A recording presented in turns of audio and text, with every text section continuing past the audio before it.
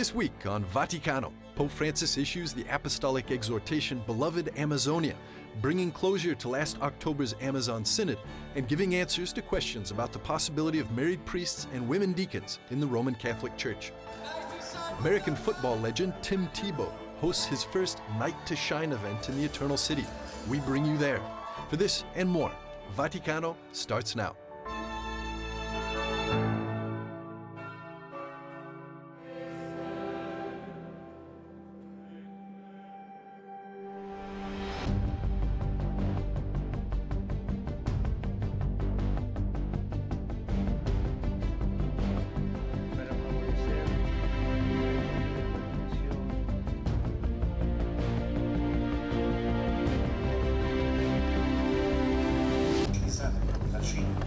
On February the 12th, the Vatican released Pope Francis' reflections on the Synod for the Pan-Amazonian region.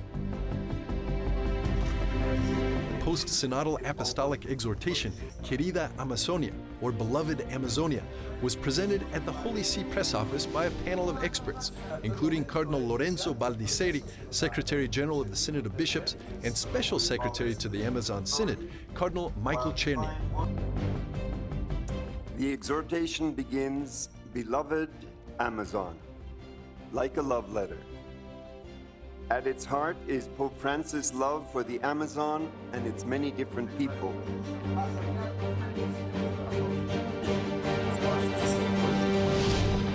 The Synod on the Pan-Amazonian region held in Rome last October ended with the presentation to Pope Francis of a 33-page final document that was voted on by the Synod Fathers. The document raised many questions regarding controversial proposals on matters of Catholic doctrine. Paragraph 111 proposed to allow married permanent deacons to the priesthood, so-called viri probati.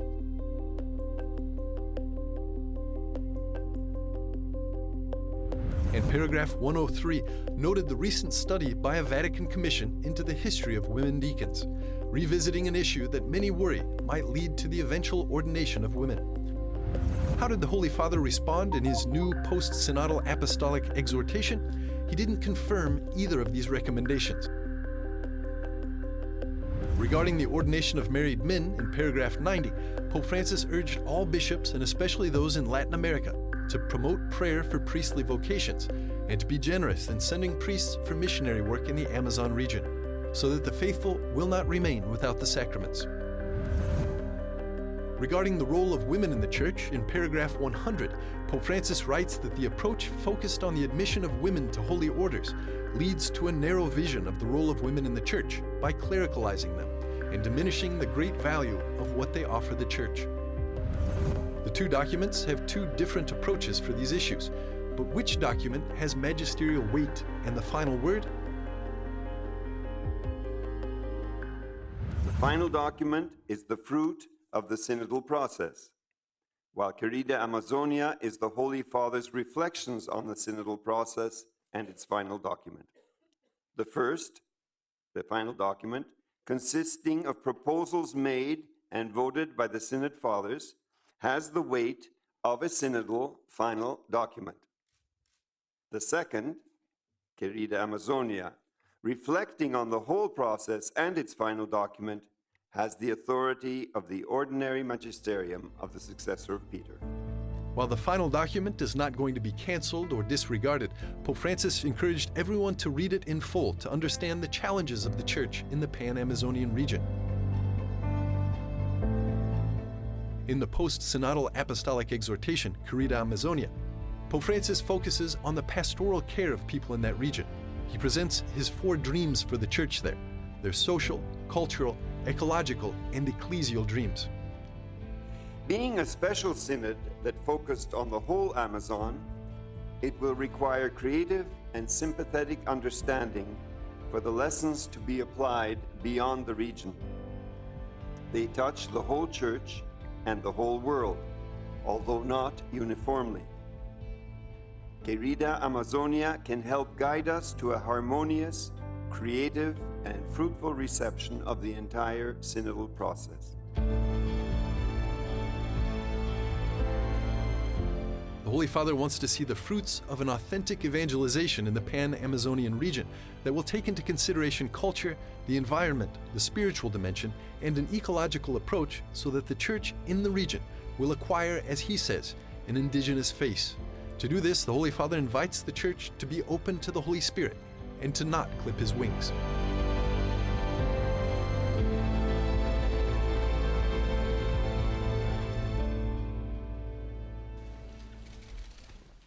This week, the Pope met with 3 heads of state. The first was the President of the Republic of Mali in Africa, Ibrahim Boubacar Keïta. The 2 leaders spoke about the domestic situation in Mali, with a particular reference to humanitarian and security issues due to the spread of religious radicalism and terrorism. According to the U.S. State Department, 90% of Mali's 12 million inhabitants are Muslim, and around 5% are Christian. Hungary and the Holy See are celebrating 100 years of diplomatic ties. Pope Francis welcomed the President of the Republic of Hungary, Mr. János Áder, at the Apostolic Palace to mark the anniversary. The Hungarian President invited Pope Francis to visit in the middle of September to participate in the 52nd International Eucharistic Congress in Budapest. Last to visit the Vatican was the President of Bosnia and Herzegovina, Mr. Željko Tomšić. Silvio Tomaszewicz, a Vatican correspondent from Croatia, gave us inside information into the meeting. Papa è molto interessato a quella situazione lì. The Pope is very interested in the situation over there, especially the situation of Croatian Catholics in Bosnia and Herzegovina. He was in Sarajevo a few years ago and always follows the situation in Bosnia and Herzegovina. They also spoke about the situation in the whole region and the possible entry of Bosnia and Herzegovina into the European Union. Nell'Unione Europea. Bosnia and Herzegovina is one of the few European countries that still hasn't been accepted to the European Union. There are 3 main ethnic components to the population: Catholic Croats, Orthodox Serbs, and Muslim Bosniaks. Medjugorje, which is in the north of the country, has become a destination for pilgrimage. The Holy See hasn't pronounced officially on what some say are ongoing Marian apparitions there. In 2019, the Vatican did approve pilgrimages to the site. Pope Francis visited the country in 2015.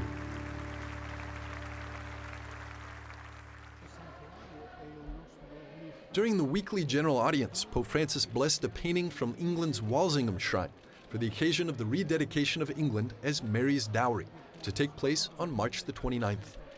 The Dowry of Mary is an ancient title of England that indicates the great devotion to the people of this country to the Mother of God.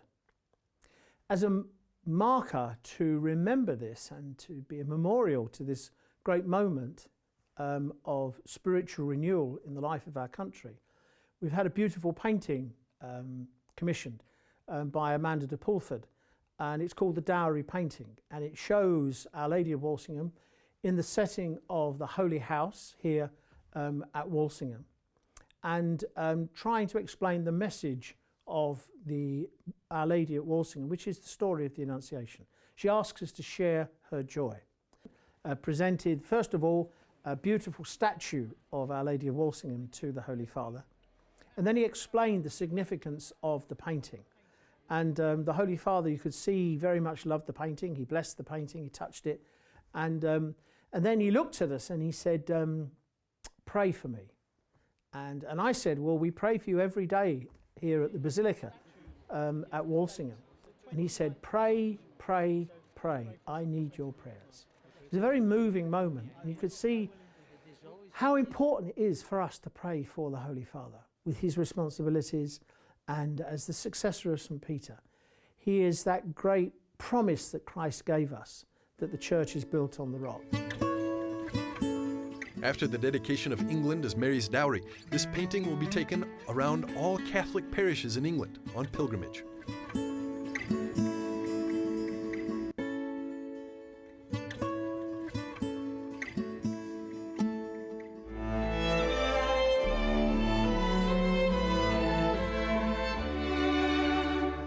In a few moments, we'll be back with more on Vaticano.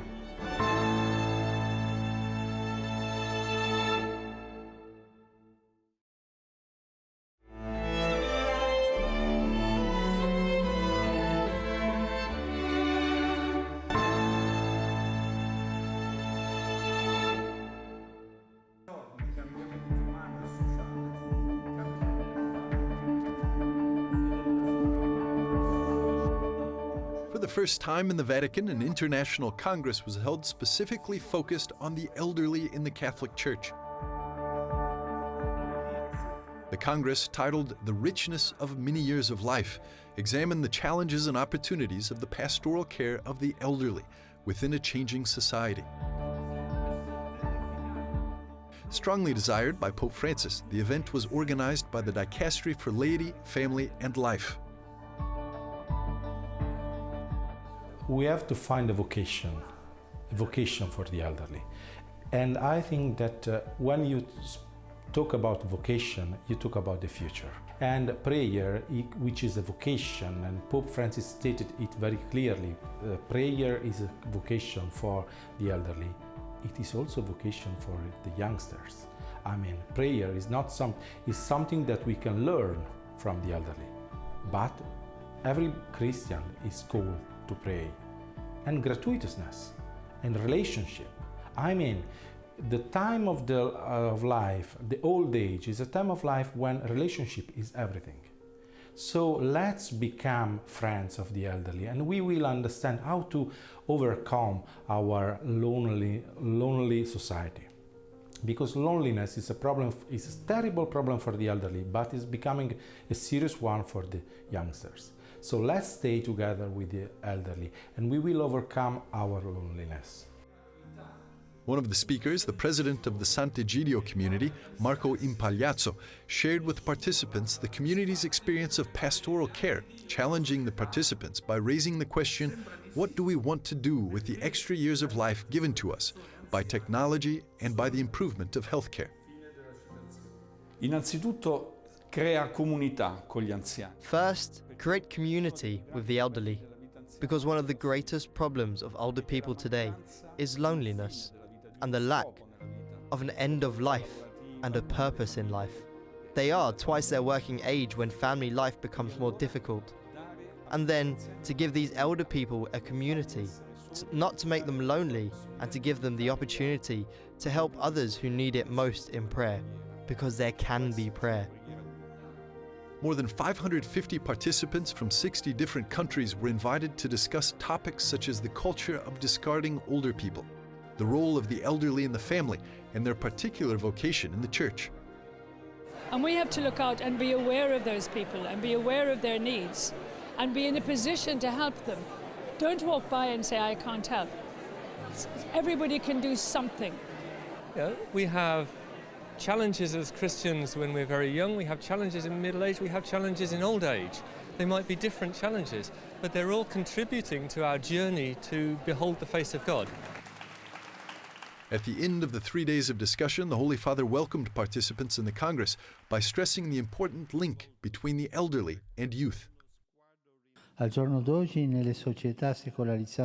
Nowadays, in secularized societies of many countries, current generations of parents do not have, for the most part, the Christian formation and living faith that grandparents can pass on to their grandchildren. They are the indispensable link in educating children and young people to the faith. At the end of his address, Pope Francis encouraged the participants to continue their journey in offering pastoral care for the elderly.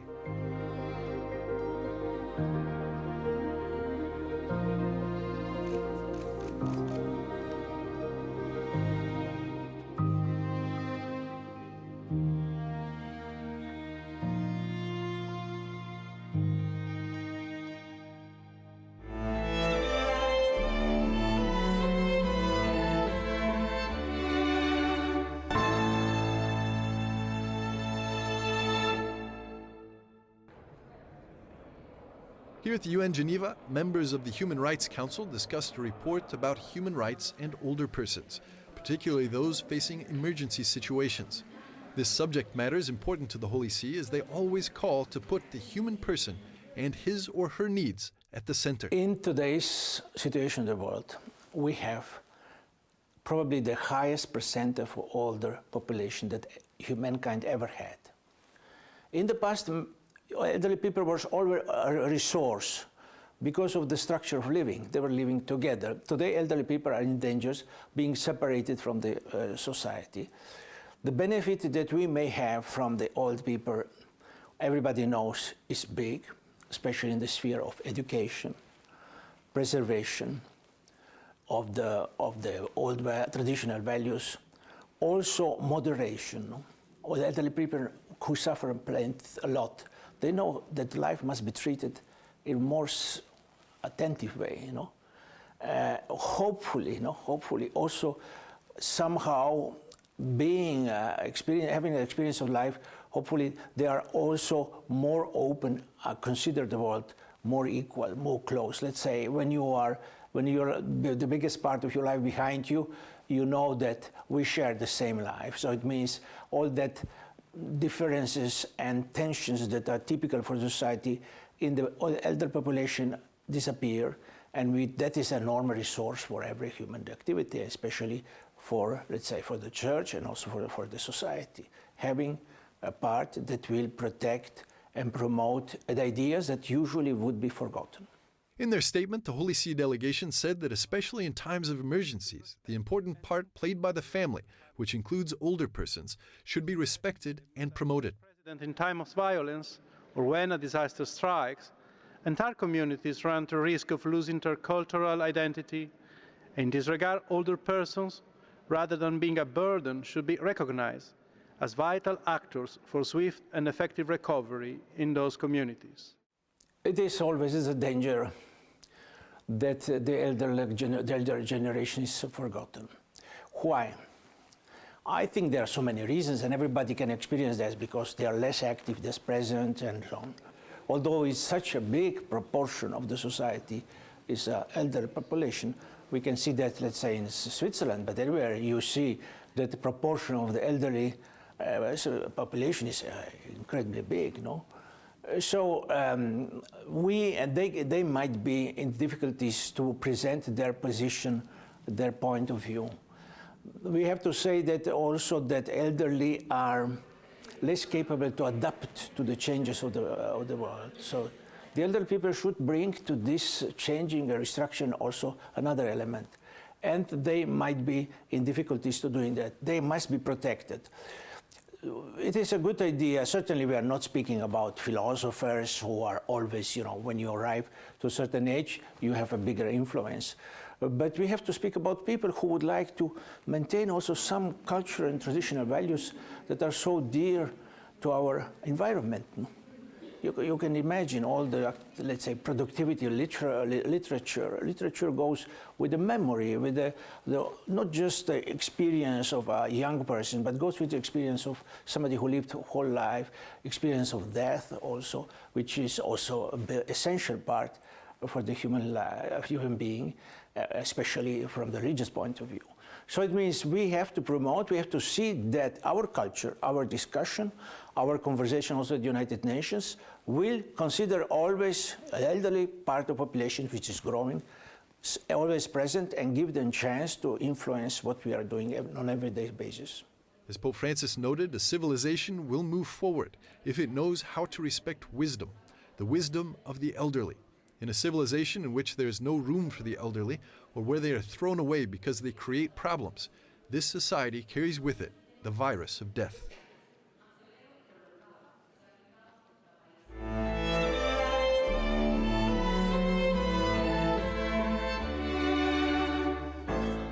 We'll be back after a short break with more on Vaticano.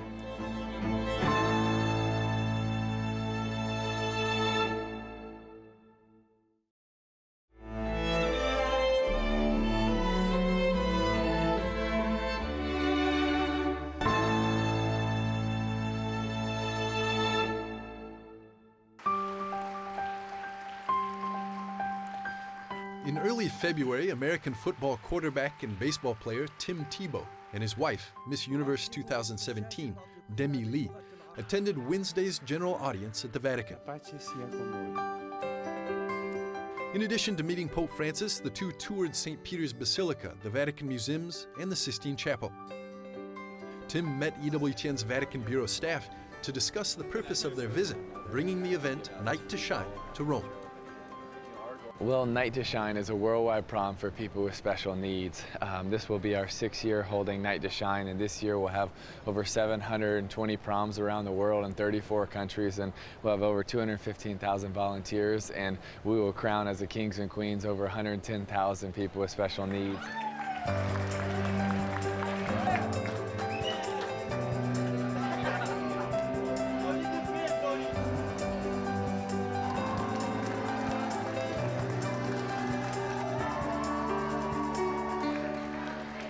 Very few people can I actually communicate with verbally, but it's so special to be part of a love that transcends language, and that's God's love, and that's joy, and it's hugging, and it's celebration, and it's dancing, and that's one reason why tonight is just so special.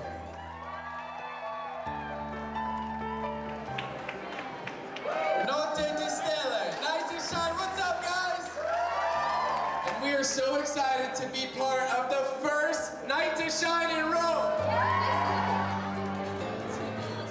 Our tour guide today brought her son who's been fighting a lot of special needs, but to see him walk down the red carpet with my wife and to see his smile and to see him light up after probably the first 20 people, and it's worth it all.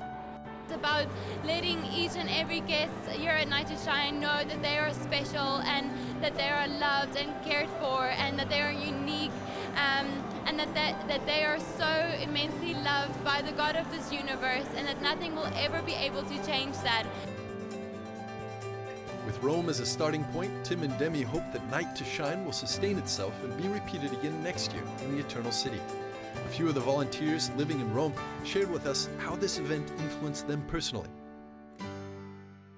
When I found out that this was happening in Rome for the first time, to have, a prom for disabled children, I was really excited.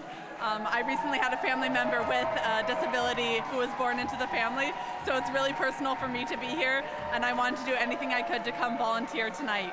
Well, in the future, I want to work with children, and I just wanted to get more insight on special needs and how to deal with just different types of people, and I would just like to help people, I guess. Every human being's important. Like, no matter what, every single person deserves a chance to live. Every single person deserves a chance to just experience the world, just to praise God in any way they can. I think that they just bring so much light. I mean, some of them, I see them walk through the red carpet, and they have more, spirit inside of them than me. And I mean, I'm Latina, so, what can I say? After a night of dancing, the evening ended with a particularly special moment. Oh, it's my privilege. È un mio privilegio. Right now to crown every single one of you as the king or the queen of the prom.